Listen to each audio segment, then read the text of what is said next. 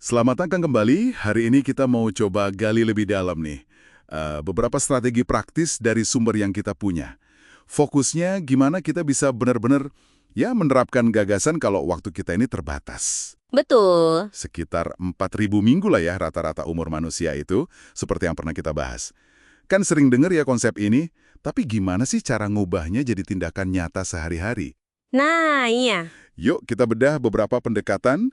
Ada lampiran juga kan ya di sumbernya soal 10 alat menerima keterbatasan.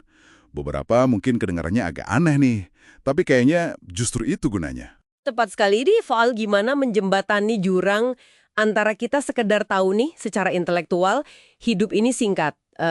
Dengan benar-benar hidup pakai kesadaran itu. Alat-alat ini yang emang dirangkum bagus di lampiran itu nawarin cara konkret gitulah buat mulai damai sama keterbatasan kita. Bukannya malah ya ngelawan terus. Oke. Kita mulai dari yang pertama ya, yang ini kedengarannya agak janggal gitu. Sengaja bikin teknologi kita jadi ya membosankan. Kenapa gitu ya? Iya. Sumbernya jelasin gini. Godaan distraksi digital itu seringkali sebenarnya cara kita lari dari keterbatasan. Oh gitu. Iya, dunia maya kan rasanya kayak nggak ada batasnya ya. Beda banget sama tugas penting di depan mata yang mau nggak mau bikin kita sadar sama batasan diri kita, waktu kita. Masuk akal juga sih. Jadi kayak pelarian gitu ya. Benar, jadi distraksi itu seringnya ya pelarian dari rasa nggak nyaman pas kita hadapin batas kemampuan atau waktu ngerjain sesuatu yang bermakna gitu. Terus cara praktisnya gimana tuh? Ya, bisa aja hapus aplikasi medsos yang paling nyita waktu. Atau malah kalau berani nih, hapus email dari ponsel. Coba juga deh ubah layar ponsel ke mode grayscale atau monokrom. Oh, jadi hitam putih gitu ya? Iya, kayak kata jurnalis Nelly Bowles, ini ngubah ponsel dari mainan warna-warni jadi ya alat fungsional aja. Kalau bisa, pilih juga perangkat yang fungsinya cuma satu. Kayak Kindle buat baca. Kan jadi repot ya kalau mau buka yang lain selain baca di situ. Jadi intinya merebut kembali kendali atas perhatian kita yang sebenarnya ya hidup kita itu sendiri dengan ngurangin daya pikat si perangkatnya, gitu kan? Betul sekali. Oke. Nah, alat berikutnya nih, menyarankan kita buat ngembangin kedermawanan instan. Maksudnya gimana tuh? Maksudnya, begitu muncul niat baik, ya langsung bertindak aja.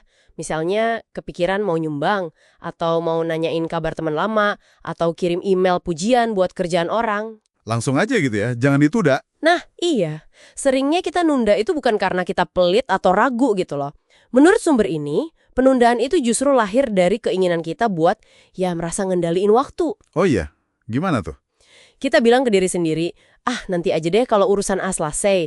Atau nanti kalau ada waktu lebih luang biar bisa dilakuin dengan benar. Atau harus riset dulu nih, yayasan mana yang paling oke, gitu kan? Wah, iya juga ya. Sering banget gitu. Nah, ini balik lagi ke inti utamanya. Menerima kalau kita tuh nggak punya kendali penuh atas waktu kita. Pada akhirnya, ya tindakan baik yang paling berarti itu ya yang benar-benar kita lakukan. Nerima keterbatasan waktu artinya ya bertindak sekarang selagi bisa. Pernah nggak sih Anda mikir, nanti aja lah ngucapin selamatnya, tahu-tahu udah lupa aja. Nah, ini pertanyaan buat direnungin nih. Seberapa sering Anda nunda kebaikan kecil kayak gini? Gimana kalau dicoba langsung aja pas kepikiran? Itu poin bagus.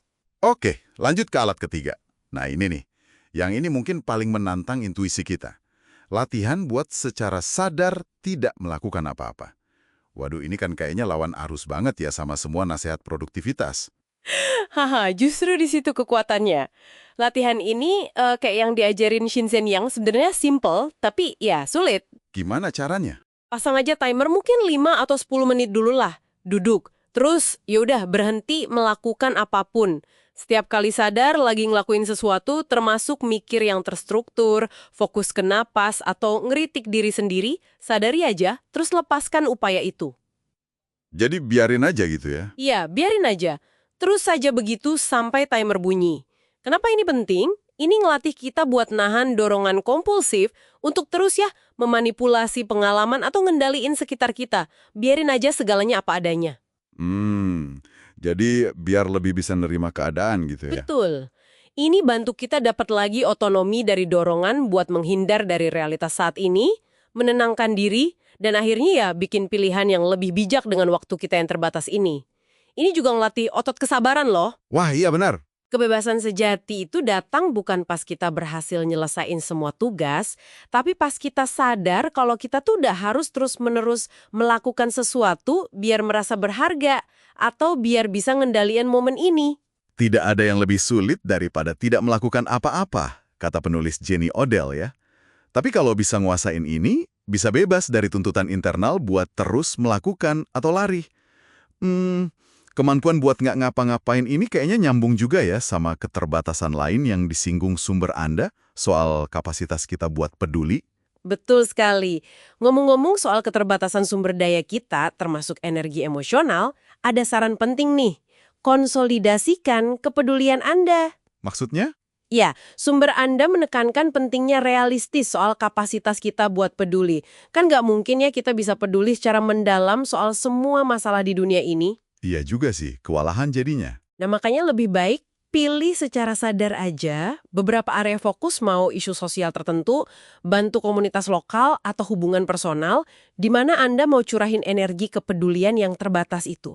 Ini biar Anda benar-benar bisa kasih kontribusi, bukannya malah ngerasa lumpuh karena kebanyakan hal yang harusnya dipeduliin.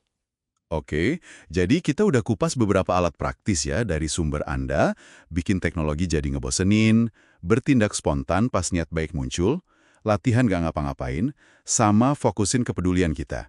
Ini bukan cuma teori ya, tapi cara-cara aktif buat hidup selaras sama kenyataan keterbatasan kita. Melawan dorongan lama buat selalu ngontrol dan produktif terus-terusan. Dan perlu diingat ya, menerima keterbatasan ini seperti ditekankan sumber Anda, itu bukan tanda putus asa loh. Justru sebaliknya, ini pembebasan. Pembebasan. Buat Anda lakuin dalam hidup yang singkat ini. Oke. Nah, sebagai penutup nih, ada pertanyaan buat Anda bawa pulang. Dari alat-alat yang kita bahas tadi, atau mungkin ide lain dari sumber Anda, tindakan kecil apa nih yang rasanya agak nggak nyaman, tapi bisa Anda coba minggu ini buat secara sadar mengakui keterbatasan Anda, bukannya malah terus melawannya. Coba deh direnungkan. Sampai jumpa di pembahasan mendalam berikutnya ya.